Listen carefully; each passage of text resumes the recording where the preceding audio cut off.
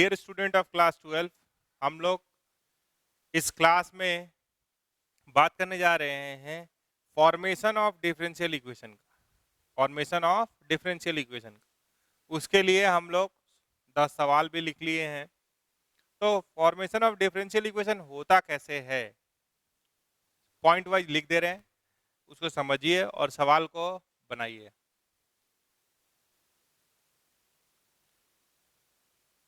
Formation of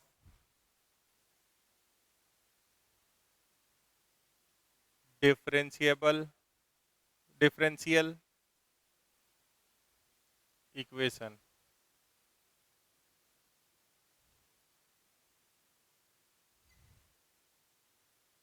ठीक है,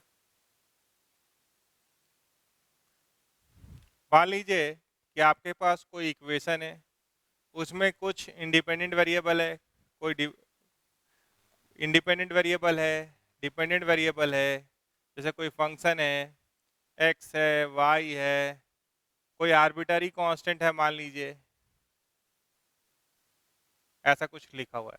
we are having a function in terms of dependent variable, independent variable and some arbitrary constant. Arbitrary constant किस में मदद करता है, जैसे आपको एग्जांपल दिए उससे समझिए, वो ज़्यादा क्लियर करेगा। जैसे अगर हम बोले सर्कल सेंटर्ड एट ऑरिजिन, और आप पूरे फैमिली को कवर करना चाहते हैं, पूरा कॉन्सेंट्रिक सर्कल उसका बनाना चाहते हैं, तो क्या लिख सकते हैं? X square plus y square is equal to r square. R is an arbitrary constant. अगर उसको फिक्स सर्कल बनाइएगा तो आर को फिर कांस्टेंट डालना होगा। तो एक हुआ आर के सहारे, आर को आर्बिटरी कांस्टेंट रखते हुए पूरे फैमिली को कवर कर लेना। तो हम लोग आर्बिटरी कांस्टेंट इसलिए लेके आए हैं ताकि हम लोग उस फैमिली की बात कर पाए, उस पर्टिकुलर इंसान की बात ना करते हुए उस तरह के सारे ग्राफ्स की बात हो जाए। तो मान लीजिए कि कोई फंक्शन ऐसा दिया हुआ है, दो ही आर्बिटरी कांस्टेंट। तो सेकेंड स्टेप पहले ये देख लिए, यहाँ पे क्या है, we are having a differential equation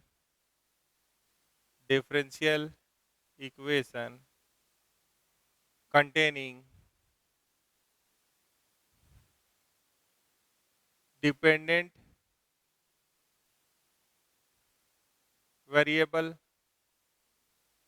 independent variable. Dependent variable किसको लेते हैं? वाई को। इंडिपेंडेंट वेरिएबल किसको लेते हैं? एक्स को। जनरली इंडिपेंडेंट वेरिएबल भी मान लीजिए है, and some arbitrary constant, and some arbitrary constant. ठीक है, तो we will differentiate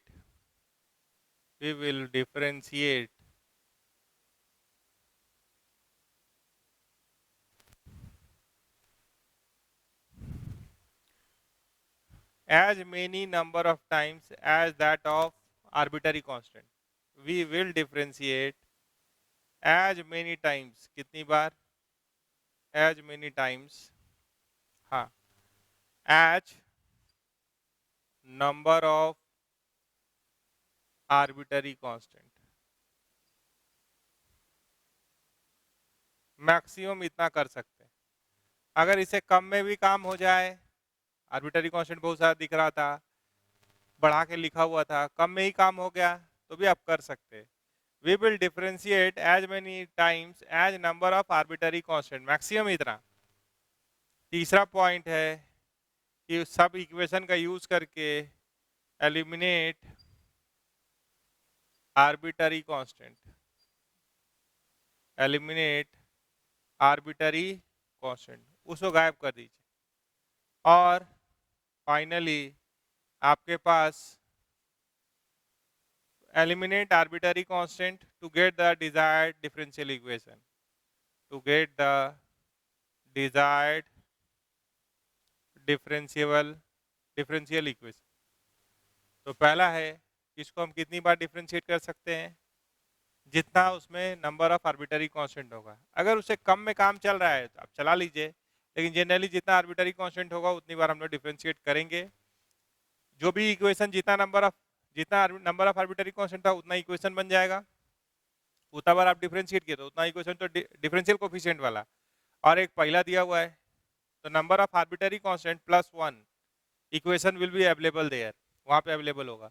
उस सबको मिलाइए और आर्बिटरी कांस्टेंट को भगाइए। उसके बाद क्या कीजिए, जैसे ही आप आर्बिटरी कांस्टेंट को भगा दिए तो जो जो इक्वेशन मिल रहा है आपको, जो डिफरेंशियल इक्वेशन अब मिल रहा है आर्बिटरी कांस्टेंट को भगाने के बाद, डिफरेंशियल कोफिशिएंट के टर्म में जो रिलेशन मिल रहा है वही तो डिफरेंशियल इक्वेशन है। ठीक है, तो हम लोग सवाल पे चल रहे हैं, सवाल के सहारे समझिए।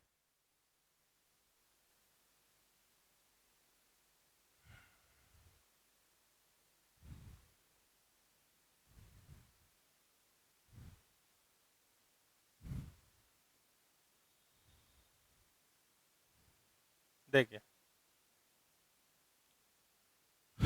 पहला सवाल है y square is equals to 4a x plus b. तो आप पहले समझिए कि a and b are arbitrary constant. ठीक है, ये आर्बिटरी कांस्टेंट होता है। डिफरेंशिएट कीजिए 2y, y का dy by D x, 4ax का 4ab का डिफरेंशिएशन 0। आर्बिटरी कांस्टेंट भी कांस्टेंट होता है। हाँ, फैमिली ऑफ कर्व को कवर करने के लिए आर्बिटरी कांस्टेंट बहुत इंपॉर्टेंट है। अगर इसको एक बार और डिफरेंशिएट कर दे तो क्या दिख रहा है, 2 को बाहर छोड़ दिए, y का dy बाई डी एक्स, तो ये dy बाई डी एक्स का क्या हो गया square, plus y d2y by D x two बराबर। तो इसको 2 को भी आप उधर ढकेल सकते हैं, इसको क्या लिख सकते हैं y डैश का square plus y double dash बराबर 0। ये क्या हो गया डिफरेंशियल इक्वेशन। ठीक है, तो आपके पास दो आर्बिटरी कांस्टेंट था, तो आप 2 बार डिफरेंशिएट करने का अधिकार आपके पास था मैक्सिमम। चलिए क्वेश्चन नंबर 2 पे चले, धीरे धीरे यही सोचना पड़ेगा आपको, सिंप्लीफाई करने में थोड़ा जोर लगाना होगा और तो नहीं कुछ होगा, उतना ही से काम चलेगा।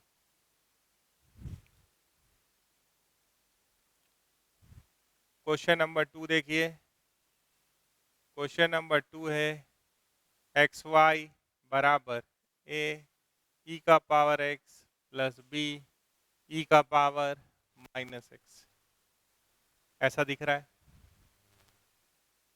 तो a and b are arbitrary constant, a and b are क्या है आर्बिटरी कांस्टेंट। ठीक है, तो ये हो गया x y का dy by D x plus y x का 1 ए ई का power x minus b e का पावर माइनस एक्स। तो लॉट आए बीते दिन वाला बात हो रहा है, डिफरेंशिएशन आ गया, आपको खुश होना चाहिए। हाँ, लेकिन थोड़ी देर में इंटीग्रेशन भी आ जाएगा इसमें, तो आपको दुखी फिर नहीं होना चाहिए, बना लेना चाहिए।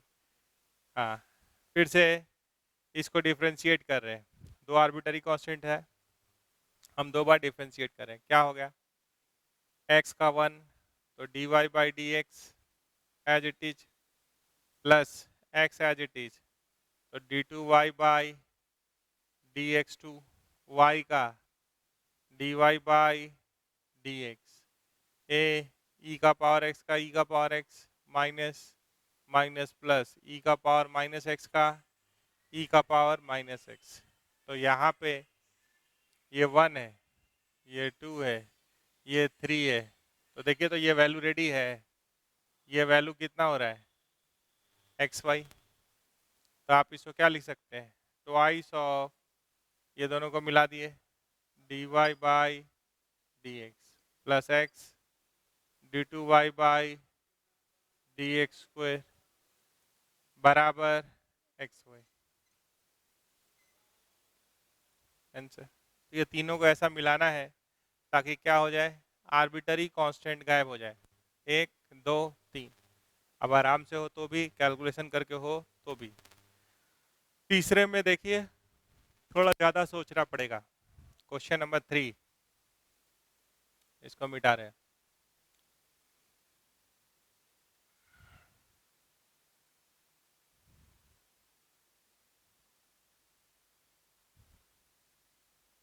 थ्री ए में एक ही आर्बिटरी कांस्टेंट दिख रहा है, यानी हम एक ही बार डिफ्रेंशिएट कर सकते हैं, बराबर एक्स यू। तो धीरे धीरे ट्विस्ट एंड टर्न आएगा। सी इज एन आर्बिटरी कांस्टेंट, तो हम एक ही बार डिफ्रेंशिएट कर सकते हैं, एक से ज़्यादा बार डिफ्रेंशिएट नहीं कर सकते।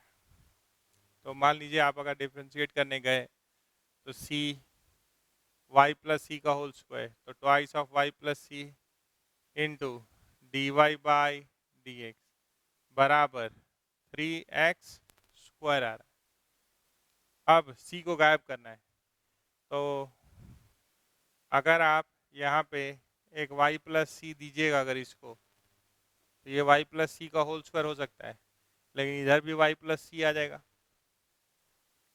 ध्यान से देखिए, पहला और दो ही इक्वेशन है। अब आप इसको कैसे मर्ज कीजिएगा या डिफ्रेंशिएट करते, तो कैसे डिफ्रेंशिएट करते ये सब ठीक हो जाता। वी वांट टू फाइंड सी।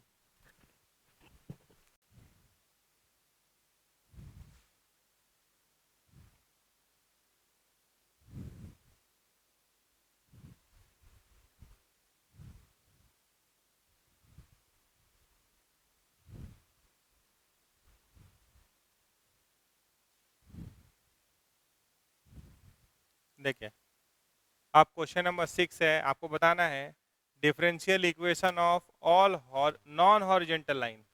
तो नॉन हॉरिजेंटल, देखिए आप बताइए हॉरिजेंटल लाइन कैसा होता है, सॉरी ये वर्टिकल लाइन होता है और हॉरिजेंटल लाइन ये है, दोनों बात है। बार बार क्यों ऐसा लिखा जा रहा है, ये क्या है हॉरिजेंटल लाइन और ये क्या है वर्टिकल लाइन, हॉरिजेंटल लाइन और ये वर्टिकल लाइन। तो दोनों बात यहाँ पे लिखा हुआ है इसलिए दोनों लिख रहे हैं। तो अगर आप जनरल बोलिएगा तो हम बात कर सकते हैं y या ax प्लस बी वाई बराबर 1 लिख सकते हैं, या y is equal to M X plus सी का भी बात कर सकते हैं। हाँ लेकिन एम एक्स प्लस सी में अगर हॉरिजेंटल लाइन बोल रहे हैं, नॉन हॉरिजेंटल लाइन बोल रहे हैं, देखिएगा तो इसका स्लोप कितना आ रहा है, देखिए ना बी वाई बराबर, आप बोलेगा हम वाई इक्व हम आप बोलेगा हम जनरल लिखेंगे A X plus B Y plus C बराबर 0। तो लाइन को लिखने के लिए 3 आर्बिटरी कांस्टेंट का जरूरत नहीं है, 2 काफी है, ये आप जानते हैं। y is equal to M X plus C क्या है, काफी है। हाँ अब m का बात करना है, अगर आप बोल रहे हैं non vertical line, non vertical line, तो वर्टिकल लाइन का स्लोप इन्फिनिटी होता है, तो m belongs to r, infinity को छोड़ दीजिए तो छोड़ा ही हुआ है r में। और अगर आप बोल रहे हैं नॉन हॉरिजेंटल लाइन, तो m नॉट इक्वल टू 0। तो आप इसी से ये लेके भी कोई चलता है कि सर हम 3 आर्बिटरी कांस्टेंट का जरूरत नहीं है, मिनिमम आर्बिटरी कांस्टेंट लीजिए ताकि उस फैमिली को कवर कर ले। तो हम लोग या तो मेथड 1 देखिएगा, मेथड 1 या तो हम A X plus B Y is equal to 1 लेके चल सकते हैं, या y is equal to M X plus C लेके भी चल सकते हैं। आपसे क्या बोला, नॉन हॉरिजेंटल, हॉरिजेंटल होने से मेथड 2 में ले सकते हैं हम y is equal to M X plus C भी ले सकते हैं। हॉरिजेंटल होने से स्लोप 0 होता है, नॉन हॉरिजेंटल बोला तो m not equal to 0, m 0 नहीं होगा। यहाँ पे अगर स्लोप देखे तो स्लोप क्या है, बोलिए। स्लोप होता है minus coefficient of x by coefficient of Y.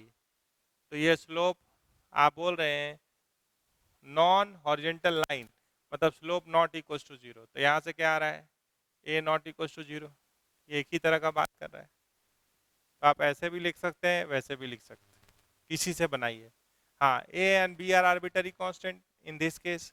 यहाँ पे बात कीजिएगा तो m comma c are arbitrary constant, फिर भी इसको अवॉइड कर रहे हैं।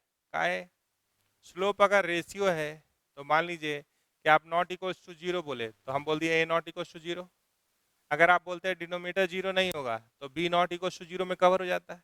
तो करने के लिए दोनों सवाल बनाना है, तो आप अगर यहाँ से स्लोप में बोलिएगा तो अगर हम बोले नॉन वर्टिकल लाइन, तो वर्टिकल लाइन का एम क्या होगा, इन्फिनिटी। तो एम अगर इधर भेजेंगे और इधर भेजेंगे तो उसके हिसाब से चेंजेस करना होगा। तो चलिए ना एक कोई बनाते हैं पहले, फिर आप सब सोच सकते हैं। ऐसा कुछ नहीं है कि ये आएगा और वो नहीं आएगा। क्या है यहाँ, एक केस लिए 3 आर्बिटरी कांस्टेंट का जरूरत नहीं है, ये देख लिए। हम लोग फॉर्मेट ले लिए, मान लीजिए ए एक्स प्लस बी वाई बराबर 1 2 कुछ भी, और ये क्या लिखा हुआ है, a not equals to zero. किसका बात हो रहा है, तो नॉन हॉरिजेंटल लाइंस का बात हो रहा है। कर लिए, डिफरेंशिएट करेंगे तो आप बताइए कि यहाँ पे अगर हॉरिजेंटल लाइन होता है, ध्यान से देखिएगा, अब dy बाई डी एक्स पे मामला जाइएगा कि dy बाई डी एक्स पे आइएगा या dx बाई डी वाई का बात कीजिए, ये सोचना है थोड़ा सा। मान लीजिए जैसे आप चल रहे थे वैसे ही चलते, a जीरो नहीं है तो ये क्या आ जाता, हम बोले differentiate with respect to y। तो ये क्या है, a जीरो नहीं है तो हम इसी को रिटेन करते हैं, a dx बाई dy, ठीक है, plus b dy by d y 1, इसका हो गया जीरो, ठीक है। तो dx बाई डी वाई बराबर -1 बाई ए लिख सकते हैं। एक बार और डिफरेंशिएट कीजिए, हम 2 बार डिफरेंशिएट कर सकते हैं। तो differentiate with respect to y, तो ये क्या होगा, d2x बाई dy2। देखिए ये जीरो नहीं है तो ये सिस्टम डिफाइंड है, अगर b पे छोड़ दे तो कभी जीरो भी हो जाता तो अनडिफाइंड सिस्टम भी दे देता है। इसीलिए हम लोग यहाँ स्ट्रैटेजी चेंज की है, यहाँ पे स्ट्रैटेजी चेंज की है। क्या इन्फॉर्मेशन है, a not equal to zero, तो इस वाले पार्ट को रिटेन किए, इस वाले पार्ट को। अच्छा यहाँ पे सर b रहेगा, नहीं नहीं, यहाँ पे b रहेगा, y का तो 1 हो गया, b होगा, तो यहाँ क्या होगा -b। बात सही बोले आप, ये कांस्टेंट है तो इसका क्या हो गया, जीरो। तो ये सिस्टम डिफाइंड है, क्यों, since a not equal to zero दिया हुआ है। तो ये किसका बात हो गया, क्वेश्चन नंबर 6 का। तो थोड़ा थोड़ा कभी कभी डिफरेंशिएट किसके रेस्पेक्ट में हो ये भी देख लेना जरूरी है। क्वेश्चन नंबर 7 क्या कह रहा है, सुनिए उसका बात जरा। Differential equation of all non vertical line, तो हम ले लिए ax plus B Y is equal to 1 ले लिए, ठीक है। जब आप आगे बढ़े तो स्लोप क्या है, स्लोप है minus coefficient of x by coefficient of y। अगर वर्टिकल लाइन होता है तो स्लोप इन्फिनिटी हो जाता है, तो वो ना हो, यानी b, जब आप बोले नॉन वर्टिकल लाइन यानी b not equals to zero, नहीं इसको बचाना है तो b not equals to zero use करना चाहते हैं, तो आप differentiate with respect to x कर लीजिए, differentiate with respect to x। इससे क्या फायदा होगा, ये a हो गया, ये b, ये dy बाई dx बराबर जीरो, तो dy बाई dx बराबर -a by b, b not equal to zero, तो ये सिस्टम डिफाइंड है। जबकि उल्टा लिखते तो ए पे तो कोई कांस्टेंट आ नहीं रहा था यहाँ, तो अगर ए डिनोमीटर में होता तो कभी कभी वो अनडिफाइंड सिस्टम भी दे सकता था, अगर ए जीरो हो जाता तो यही बेस्ट है। फिर से एक बार डिफ्रेंशिएट कीजिए, d two y by D x two बराबर जीरो। तो ये इसका हो गया, किसका, non vertical lines in a plane, सारा कवर कर लेगा।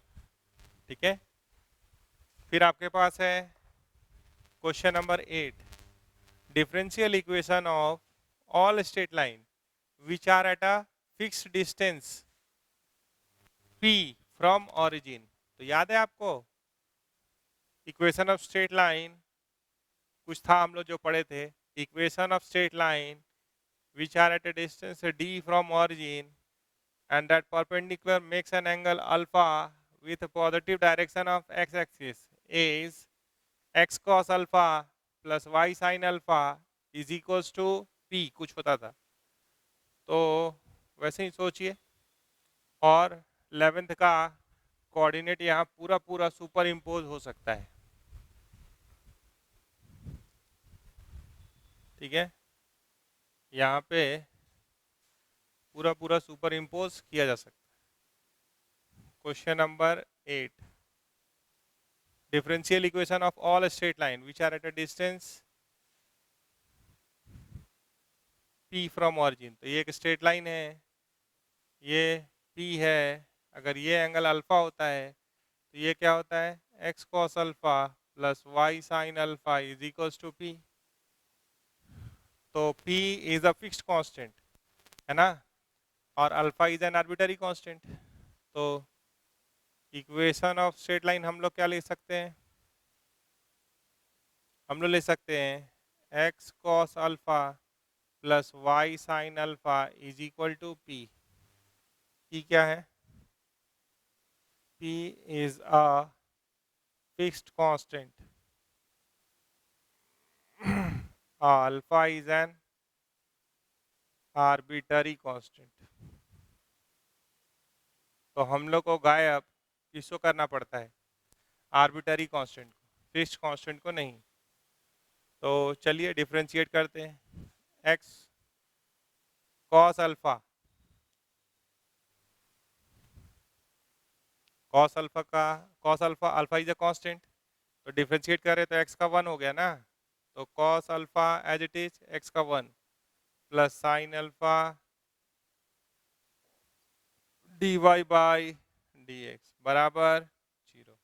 तो एक ही आर्बिटरी कांस्टेंट, तो D Y by D x क्या आ रहा है, D Y by D x बराबर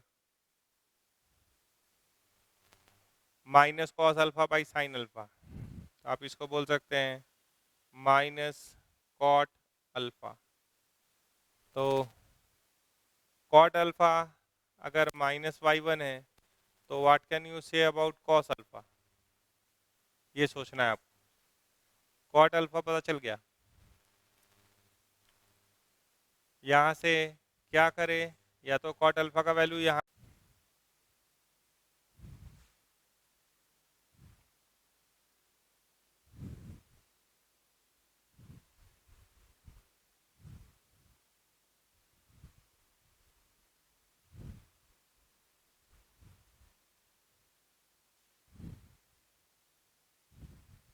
देखिए आप क्वेश्चन नंबर 6 है, आपको बताना है differential equation of all non horizontal line. तो नॉन हॉरिजेंटल, देखिए आप बताइए हॉरिजेंटल लाइन कैसा होता है, सॉरी ये वर्टिकल लाइन होता है और हॉरिजेंटल लाइन ये है, दोनों बात है, बार बार क्यों ऐसा लिखा जा रहा है। ये क्या है, हॉरिजेंटल लाइन, और ये क्या है, वर्टिकल लाइन, हॉरिजेंटल लाइन और ये वर्टिकल लाइन। तो दोनों बात यहाँ पे लिखा हुआ है इसलिए दोनों लिख रहे हैं। तो अगर आप जनरल बोलिएगा तो हम बात कर सकते हैं y या ax प्लस बी वाई बराबर 1 लिख सकते हैं, या y is equals to M X plus सी का भी बात कर सकते हैं। हाँ लेकिन एम एक्स प्लस सी में अगर हॉरिजेंटल लाइन बोल रहे हैं नॉन हॉरिजेंटल लाइन बोल रहे हैं, देखिएगा तो इसका स्लोप कितना आ रहा है, देखिए ना, बी वाई बराबर, आप बोलेगा हम वाई इक्वल, हम आप बोलेगा हम जनरल लिखेंगे A X plus B Y plus C बराबर 0। तो लाइन को लिखने के लिए 3 आर्बिटरी कांस्टेंट का जरूरत नहीं है, 2 काफी है, ये आप जानते हैं। y is equal to M X plus C क्या है, काफी है। हाँ, अब m का बात करना है। अगर आप बोल रहे हैं non vertical line, non vertical line, तो वर्टिकल लाइन का स्लोप इन्फिनिटी होता है, तो m belongs to r, infinity को छोड़ दीजिए, तो छोड़ा ही हुआ है r में। और अगर आप बोल रहे हैं नॉन हॉरिजेंटल लाइन, तो m नॉट इक्वल टू 0। तो आप इसी से ये लेके भी कोई चलता है कि सर हम 3 आर्बिटरी कांस्टेंट का जरूरत नहीं है, मिनिमम आर्बिटरी कांस्टेंट लीजिए ताकि उस फैमिली को कवर कर ले। तो हम लोग या तो मेथड 1 देखिएगा, मेथड 1 या तो हम A X plus B Y is equal to 1 लेके चल सकते हैं, या y is equal to M X plus C लेके भी चल सकते हैं। आपसे क्या बोला, नॉन हॉरिजेंटल, हॉरिजेंटल होने से मेथड 2 में ले सकते हैं हम y is equal to M X plus C भी ले सकते हैं। हॉरिजेंटल होने से स्लोप 0 होता है, नॉन हॉरिजेंटल बोला तो m not equals to 0, m 0 नहीं होगा। यहाँ पे अगर स्लोप देखे तो स्लोप क्या है, बोलिए, स्लोप होता है minus coefficient of x by coefficient of y। तो ये स्लोप आप बोल रहे हैं नॉन हॉरिजेंटल लाइन, मतलब स्लोप नॉट इक्वल टू 0। तो यहाँ से क्या आ रहा है, a नॉट इक्वल टू 0, ये एक ही तरह का बात कर रहा है। तो आप ऐसे भी लिख सकते हैं, वैसे भी लिख सकते हैं, किसी से बनाइए। हाँ, a and b are arbitrary constant in this case. यहाँ पे बात कीजिएगा तो m comma c are arbitrary constant, फिर भी इसको अवॉइड कर रहे हैं, काहे, स्लोप अगर रेशियो है तो मान लीजिए कि आप नॉट इक्वल टू 0 बोले तो हम बोल दिए a नॉट इक्वल टू 0। अगर आप बोलते हैं डिनोमीटर 0 नहीं होगा तो b नॉट इक्वल टू 0 में कवर हो जाता है। तो करने के लिए दोनों सवाल बनाना है, तो आप अगर यहाँ से स्लोप में बोलिएगा, तो अगर हम बोले नॉन वर्टिकल लाइन, तो वर्टिकल लाइन का m क्या होगा, इन्फिनिटी। तो m अगर इधर भेजेंगे और इधर भेजेंगे तो उसके हिसाब से चेंजेस करना होगा। तो चलिए ना एक कोई बनाते हैं पहले, फिर आप सब सोच सकते हैं, ऐसा कुछ नहीं है कि ये आएगा और वो नहीं आएगा। क्या है यहाँ, एक केस लिए 3 आर्बिटरी कांस्टेंट का जरूरत नहीं है, ये देख लिए। हम लोग फॉर्मेट ले लिए, मान लीजिए ए एक्स प्लस बी वाई बराबर 1 2 कुछ भी, और ये क्या लिखा हुआ है, ए नॉट इक्वल्स टू 0। किसका बात हो रहा है, तो नॉन हॉरिजेंटल लाइंस का बात हो रहा है। कर लिए, डिफरेंशिएट करेंगे तो आप बताइए कि यहाँ पे अगर हॉरिजेंटल लाइन होता है, ध्यान से देखिएगा, अब dy बाई डी एक्स पे मामला जाइएगा कि dy बाई डी एक्स पे आइएगा, या ds बाई dy का बात कीजिए, ये सोचना है थोड़ा सा। मान लीजिए जैसे आप चल रहे थे वैसे ही चलते, a 0 नहीं है, तो ये क्या आ जाता, हम बोले differentiate with respect to y। तो ये क्या है, a 0 नहीं है, तो हम इसी को रिटेन करते हैं, a dx बाई dy, ठीक है, plus b dy by dy 1, इसका हो गया 0, ठीक है। तो dx बाई dy बराबर -1 बाई a लिख सकते हैं। एक बार और डिफरेंशिएट कीजिए, हम 2 बार डिफरेंशिएट कर सकते हैं। तो differentiate with respect to y, तो ये क्या होगा, d2x बाई dy2। देखिए ये 0 नहीं है तो ये सिस्टम डिफाइंड है, अगर b पे छोड़ दे तो कभी 0 भी हो जाता, तो अनडिफाइंड सिस्टम भी दे देता है। इसीलिए हम लोग यहाँ स्ट्रैटेजी चेंज की है, यहाँ पे स्ट्रैटेजी चेंज की है। क्या इन्फॉर्मेशन है, a नॉट इक्वल टू 0, तो इस वाले पार्ट को रिटेन किए, इस वाले पार्ट को, अच्छा यहाँ पे सर बी रहेगा, नहीं नहीं यहाँ पे बी रहेगा, y का तो 1 हो गया, b होगा, तो यहाँ क्या होगा माइनस बी, बात सही बोले आप, ये कांस्टेंट है तो इसका क्या हो गया 0। तो ये सिस्टम डिफाइंड है, क्यों, since a not equal to 0 दिया हुआ है। तो ये किसका बात हो गया, क्वेश्चन नंबर 6 का। तो थोड़ा थोड़ा कभी कभी डिफ्रेंशिएट किसके रेस्पेक्ट में हो ये भी देख लेना जरूरी है। क्वेश्चन नंबर 7 क्या कह रहा है, सुनिए उसका बात जरा। Differential equation of all non vertical line, तो हम ले लिए ax plus B Y is equal to 1 ले लिए, ठीक है। जब आप आगे बढ़े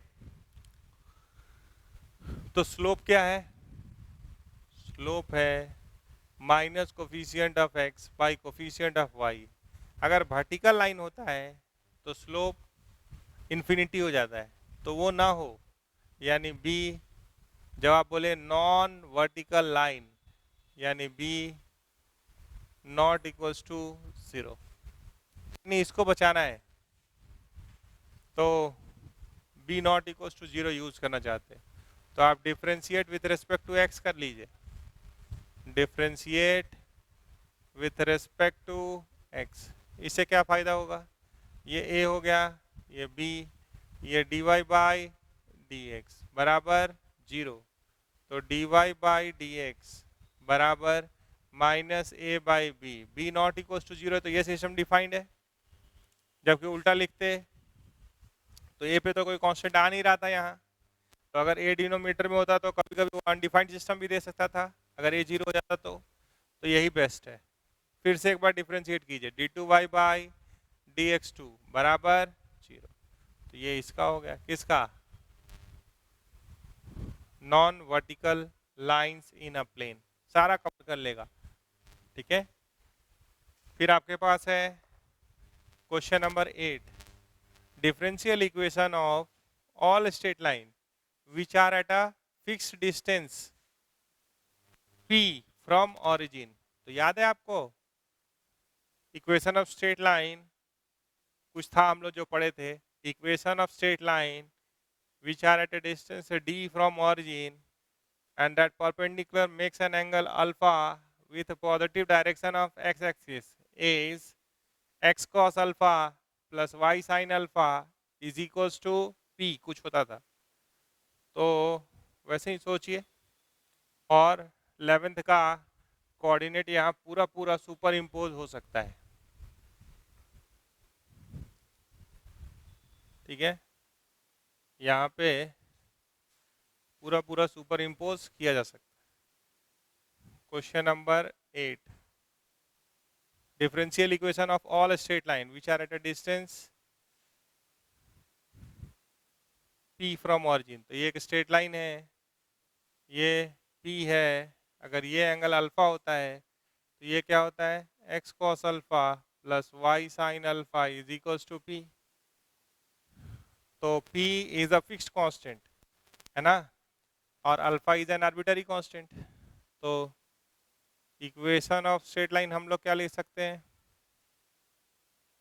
हम लोग ले सकते हैं x cos alpha plus y sin alpha is equal to p। p क्या है, p is a fixed constant,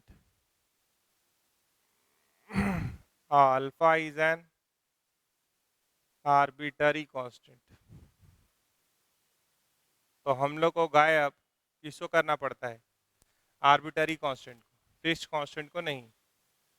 तो चलिए डिफरेंशिएट करते हैं, x cos alpha, cos alpha का, cos alpha, alpha is a constant, तो डिफरेंशिएट करें तो x का 1 हो गया ना, तो cos alpha as it is x का 1 plus sin alpha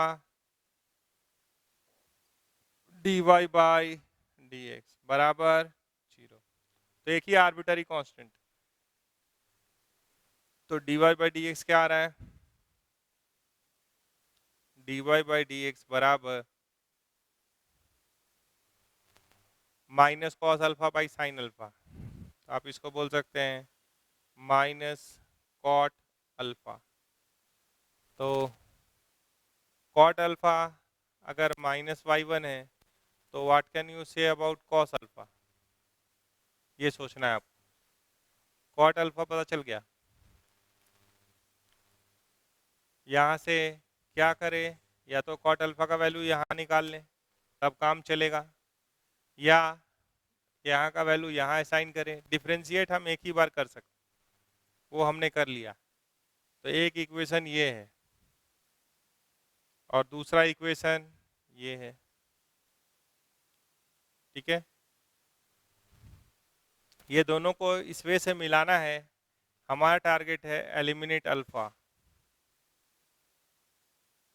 eliminate alpha, इसको गायब करना हमारा उद्देश्य है, ठीक है। तो आप सोचिए कि कॉट अल्फा नोन है, आप कॉस अल्फा और साइन अल्फा कैसे निकालना पसंद करें। एक बार दिमाग दौड़ाइए। ट्रिगो बहुत पढ़े हैं, ट्रिगो आपके पास है। यहाँ पे जब आप ध्यान से देख रहे हैं तो हमको कॉस अल्फा और साइन अल्फा दोनों चाहिए। अगर डिवाइड भी कर दें, ये d Y by D x क्या देख रहे हैं आप, d Y by D x slope होता है, ठीक है। अल्फा यहाँ बना है, ये एंगल 90, तो ये एंगल क्या है, ऐसे भी आप जान रहे थे 90 प्लस अल्फा। थोड़ा सा गंभीरता से सोचिए जल्दी और मामला को रफा दफा किया जाए। ये एंगल अल्फा है, ये डिस्टेंस पी है, तो इसके बारे में भी कुछ बोल सकते हैं आप। ये इक्वेशन भी है आपके पास, ध्यान से देखिए और जल्दी लिखिए।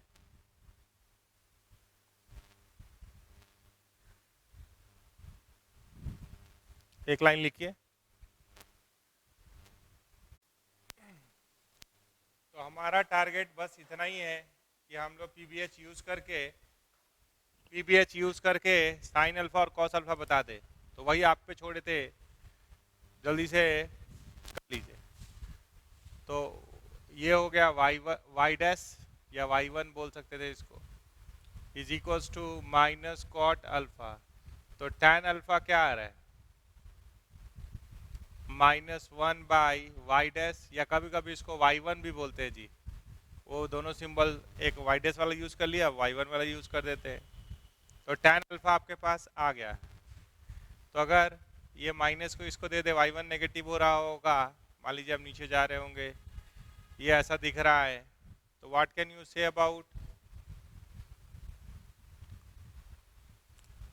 Sine alpha.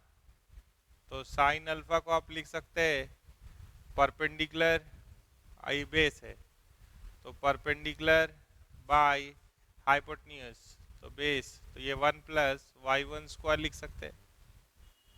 और कॉस अल्फा को आप चाहिएगा तो minus base y1 by root under 1 plus y1 square लिख सकते हैं। तो वो क्या दिख सकता है, कुछ तो लिखेंगे ही, x कॉस अल्फा, तो minus XY1 by root under 1 plus y1 square. एक ही बार डिफ्रेंशिएट करने का अधिकार ही था, अब क्या किया जाए, इतना ही से लिखना होगा, plus y by root under 1 plus y1 square is equal to p। तो ये आंसर हो गया, ये क्या हो गया आंसर। अब आप आगे बढ़िए क्वेश्चन नंबर 9 की तरफ, ठीक है। तो क्वेश्चन नंबर 9 में क्या लिखा हुआ है, find the differential equation of all circle, ठीक है, ऑफ रेडियस r। चलिए 9 में चले।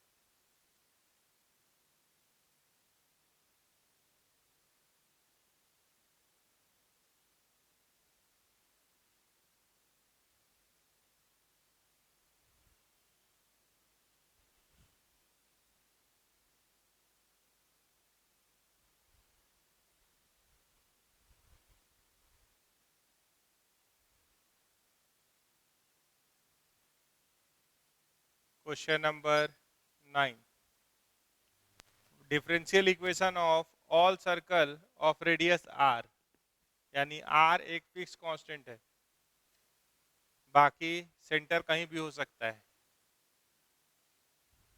तो फैमिली ऑफ सर्कल हैविंग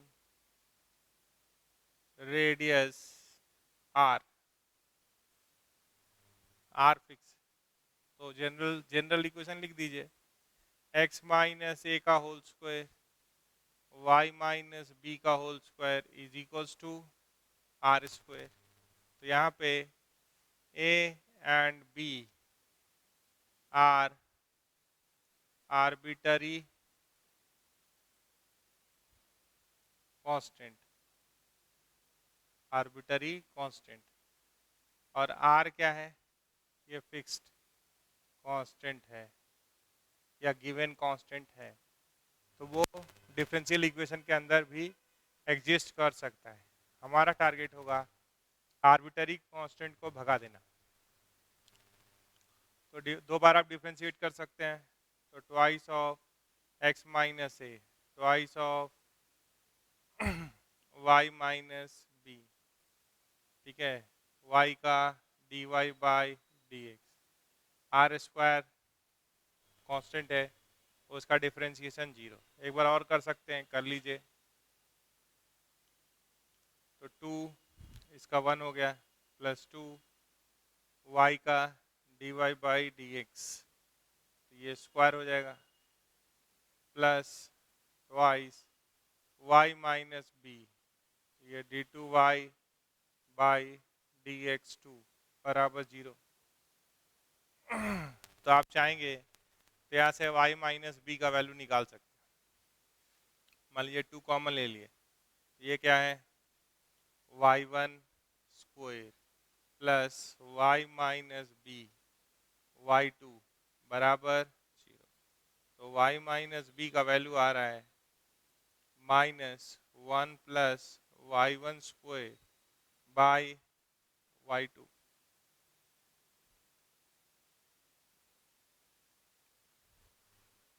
अगर इस वैल्यू को, हमारे पास 3 इक्वेशन है, एक ये है, 2 ये है, और ये है तीसरा, तो तीसरा से y माइनस बी आया। अगर y माइनस बी का वैल्यू दूसरे में डालें,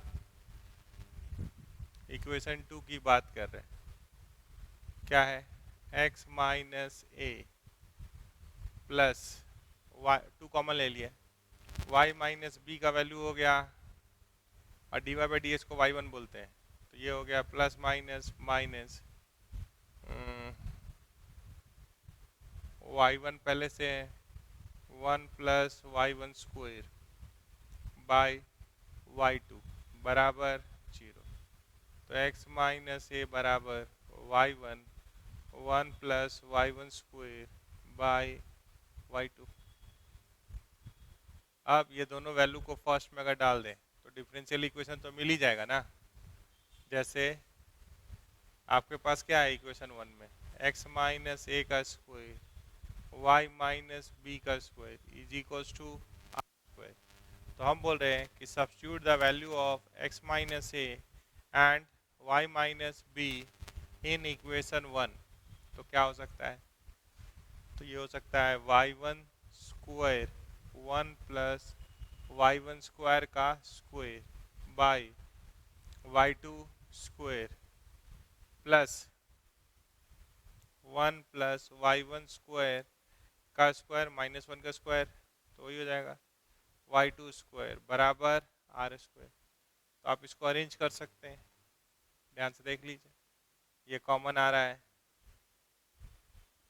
ये भी इधर जा सकता है, तो it can be written as 1 plus y1 square का square into 1 plus y1 square. देखिए ये कॉमन आ गया, नीचे y2 स्क्वायर आ रहा है, तो उसको इधर भेज दिए, आर स्क्वायर y2 स्क्वायर, और यहाँ पे क्या हुआ 1 प्लस y1 स्क्वायर, इसको क्यूब कर देते हैं, तो ये हो गया 1 + y1² का क्यूब बराबर r² y2²। इतना करना पड़ेगा। ठीक है, कैलकुलेशन मन से करेंगे तो ऑप्शन दिखाई देगा, नहीं करेंगे आधे में छोड़ देंगे तो फिर नहीं मिलेगा पूरा नंबर। तो ये बोर्ड में भी आ सकता है, इसमें कोई सरप्राइज का बात नहीं है। और कभी कभी जेई मेन में भी दिखाई दे सकता है, छोटा छोटा बात। क्वेश्चन नंबर 10 देखिए।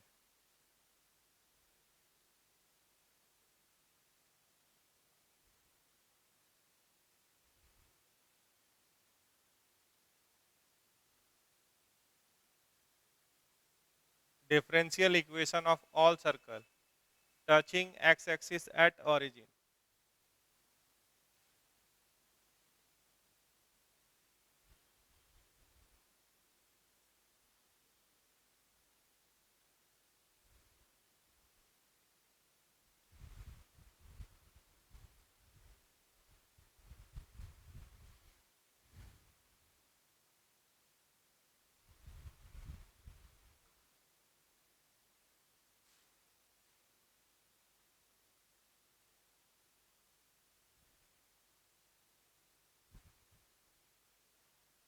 क्वेश्चन नंबर 10 है आपके पास।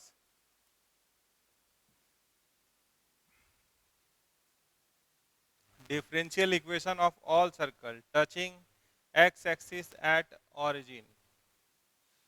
तो मान लीजिए कि इस फैमिली से हम लोग ऐसे भी बना सकते हैं। तो touching X axis at origin का मतलब है ये भी बन सकता है या ये भी बन सकता है। मतलब centre lies on y axis होगा। ये बात तय है कि centre lies on y axis होगा। मान लीजिए 0, हुआ तो रेडियस भी बी ही होगा। रेडियस भी क्या होगा? बी ही होगा। इसको क्या लिख सकते हैं? x² plus y minus b का होल स्क्वायर बराबर b²। ये ऑरिजिन है तो ये रेडियस क्या होगा? b। चलिए एक ही arbitrary constant, b is an arbitrary constant. तो आप एक ही बार डिफरेंशिएट कर सकते। तो ये कैसा दिख रहा है?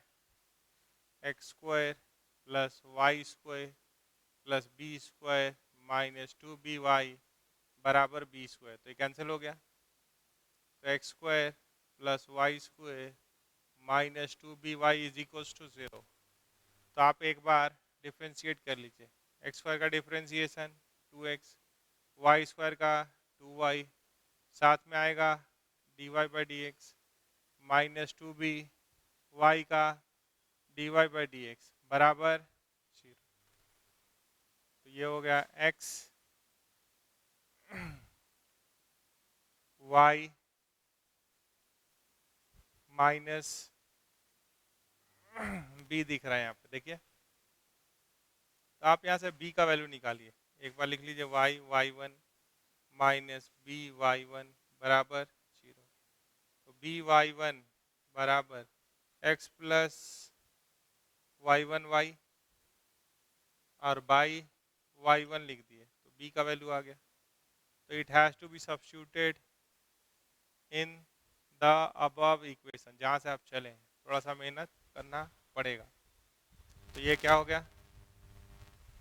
ये हो गया x² plus y² minus 2by। तो b का वैल्यू है x plus y1 by y1 बराबर 0। तो यहाँ भेज दीजिए x² y1 plus y² y1 minus 2 twice of xy minus twice of y² y1 बराबर 0। आंसर। तो ऐसे अगर आप सवाल को बनाएंगे तो फॉर्मेशन ऑफ डिफरेंशियल इक्वेशन का ज़्यादातर सवाल आपसे बन जाएगा। ठीक है। अब कभी कभी ऐसा होता है कि कैलकुलेशन थोड़ा ज़्यादा बढ़ता है, तो वैसा एक दो सवाल ले लेते हैं, ठीक है, कि जिसमें कैलकुलेशन ज़्यादा टेंशन दे। और अब हम लोग के पास एक सवाल है, find the differential equation of all conics, ठीक है, whose centre lies at origin. तो जनरल सेकेंड डिग्री इक्वेशन कैसा था? कुछ ऐसा दिखता था, A X square plus 2hxy plus by square, ठीक है। तो आप जानते हैं कंप्लीटिंग द स्क्वायर लगाने पे, जो x के कंप्लीटिंग द स्क्वायर लगाए, y का कंप्लीटिंग द स्क्वायर लगाए, तो उसका नेट जो है वो क्या होना चाहिए? सारे कोनिक्स का सेंटर होना चाहिए ऑरिजिन। तो अगर सेंटर ऑफ कोनिक्स आपको याद हो तो डो एफ बाई डो एक्स और dough F by dough Y का सॉल्यूशन क्या आना चाहिए? 0 0। तो जैसे हम लोग इसके बारे में सोचे तो इक्वल टू कोई कांस्टेंट ले लिए 1। अगर आप इस पे, अगर इस फॉर्मेट पे, अगर इसी फॉर्मेट का बात करें, थोड़ा सा याद कीजिए कि सर ये कैसे पता चलेगा कि इसका सेंटर ऑरिजिन होगा। तो ये क्या है? F of x comma y है। तो याद कीजिए centre of conics do F by dough x. तो जब आप इसको डिफरेंशिएट कीजिएगा तो it is function of x and y. दूसरा वाला भी फंक्शन एक्स और वाई, कांस्टेंट का कोई जगह नहीं है। तो दोनों को मिलाकर सॉल्व किया तो 0 0 से पास कर रहा है कि नहीं? देखिए ये क्या है, 2ax 2hy, ये हो गया 0, तो बराबर 0। और dough F by dough y, तो ये हो गया 2b और ये क्या हो गया 2hx बराबर 0। तो ये दोनों का पॉइंट ऑफ इंटरसेक्शन x बराबर y और y सेंटर ऑफ कोनिक्स, यही दोनों सॉल्व करके आता है। तो 0 0 आ रहा है कि नहीं? तो अगर यहाँ पे कोई भी कांस्टेंट 1 2 3 4 कुछ भी रखिएगा, ठीक है, तो ये आपको क्या करेगा? सेंटर ऑफ कोनिक्स को 0 0 बना के रखेगा। तो हम लोग एक ले लिए, तो जितना कम से कम वेरिएबल लीजिएगा उतना अच्छा है। और एक वेरिएबल बढ़ा के क्या, अब लाइन में ही कोई लेता A X plus B Y plus C is equal to 0, तो गलती है, गलती करेगा वो। 3 3 आर्बिटरी कांस्टेंट का जरूरत नहीं है, 2 काफी है।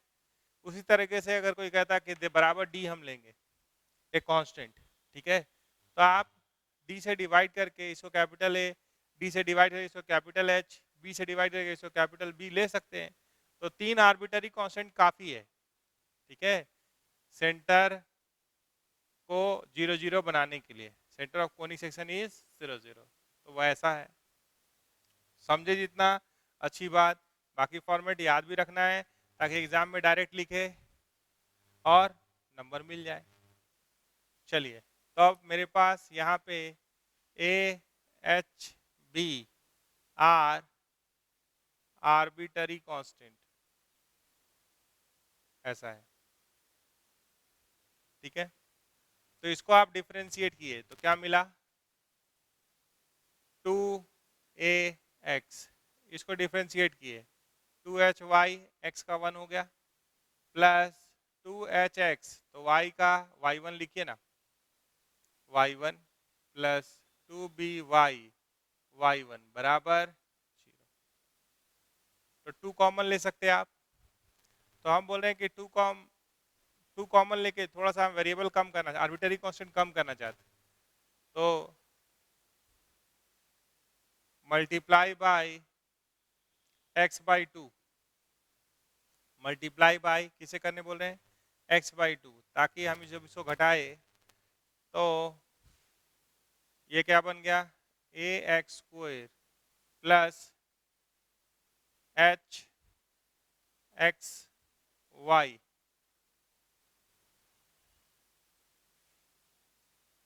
Plus H X square Y 1 plus B X Y Y 1 बराबर 0। अब ये दोनों घटाइए, ये 1 है और ये 2 है,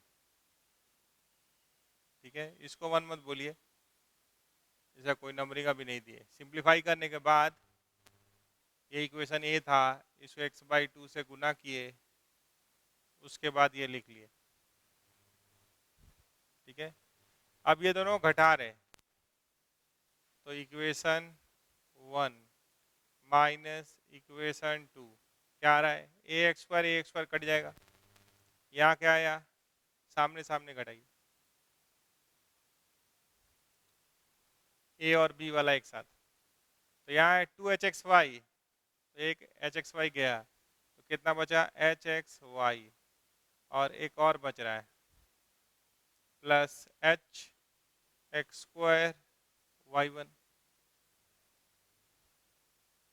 यहाँ आप किसे मल्टीप्लाई किए थे, x से, यहाँ भी x से, यहाँ भी x से, मल्टीप्लाई सबसे हुआ है, 2 को कॉमन लेकर काट दिए या 2 से डिवाइड कर दिए, तो h(x²) y1, ठीक है। आप इससे इसको घटाएं तो यहाँ पे क्या हो जाएगा, माइनस, फिर by1² by², यहाँ से minus bxy y1, 1 minus 0 is 1।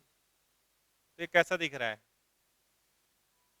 ये दिख रहा है hx कॉमन ले लिए, ये है y माइनस xy1, यहाँ से अगर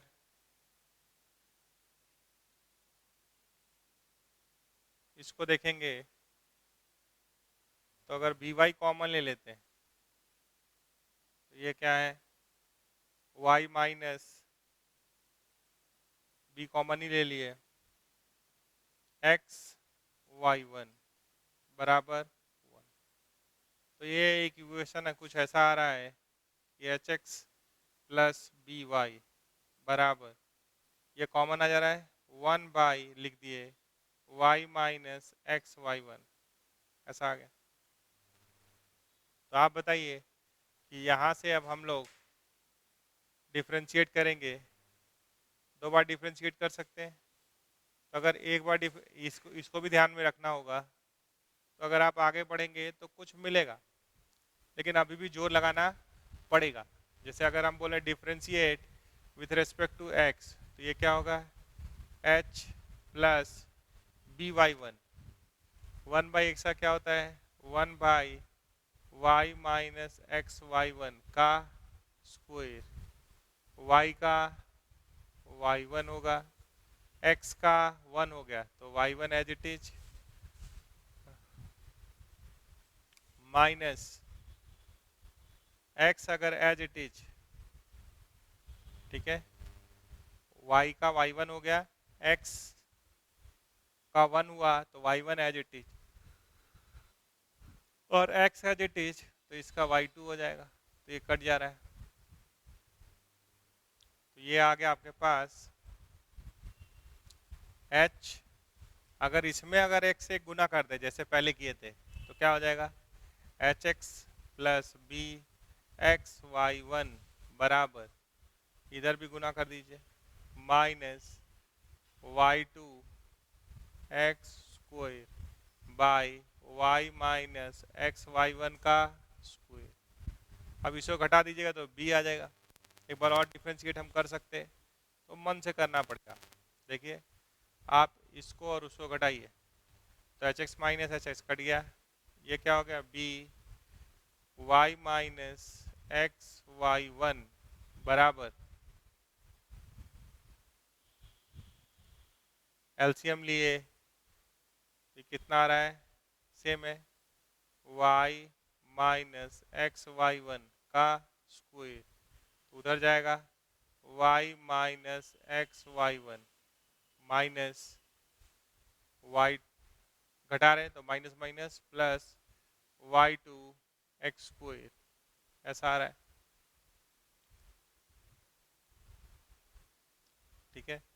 तो b का वैल्यू क्या हो गया, b का वैल्यू हो गया, ध्यान से देख लीजिए, एलसीएम लिए हैं, y minus x Y one वहाँ गया, माइनस माइनस प्लस y2 यहाँ आया।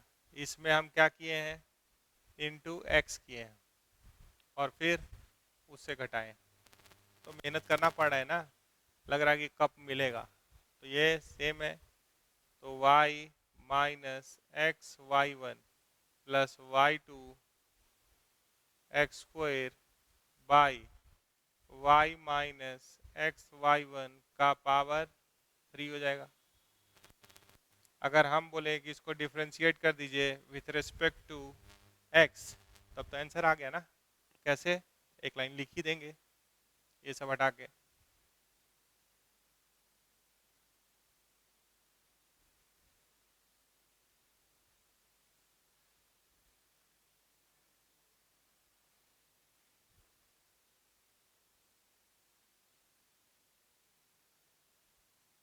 देखिए हम बोल रहे हैं कि b इज इक्वल्स टू,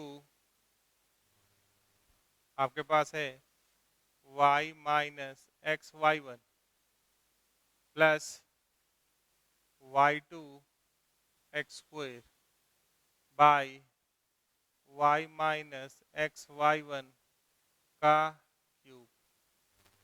हम बोले differentiate with respect to x, differentiate with respect to x, तो ये हो गया 0, u बाई भी, चलिए y minus x Y one का power 6, y minus x Y one का क्यूब, इसका y1 x का 1 y1 x y2 y2 का y3 x square as it is plus y2 2x, इतना हुआ ऊपर वाले का। ठीक है, इसको थोड़ा सा रोक रहे, ये वाला टुकड़ा रोक रहे हैं। फर्स्ट डिनोमिनेटर का स्क्वायर नीचे लिख देंगे, माइनस ये as it is y minus x Y one plus y2 x square into denominator का डिफरेंशिएशन, तो thrice of y minus x Y one का स्क्वायर इंटू y का y1 माइनस x का 1 तो y1 minus x y2 by whole divided by y minus x Y one का whole cube. तो आप cross multiply करेंगे अब तो ये 0 हो जाएगा। सिर्फ न्यूमरेटर को सिंप्लीफाई कर दीजिए, ये जो न्यूमरेटर दिख रहा है इसको क्या कीजिए, ऐसे कट करके, ये सब कट करके जो कट हो रहा है मल्टीप्लाई करके लिख दीजिए। तो इतना मेहनत करना भी पड़ सकता है। ठीक है, तो this is all about formation of differential equation. जब हम लोग नेक्स्ट क्लास में बात करेंगे तो उस समय बात होगा सॉल्यूशन ऑफ डिफरेंशियल इक्वेशन का। ठीक है, तो आप सवाल बना लीजिए इतना, बाकी बात नेक्स्ट क्लास में करते हैं। Thank you.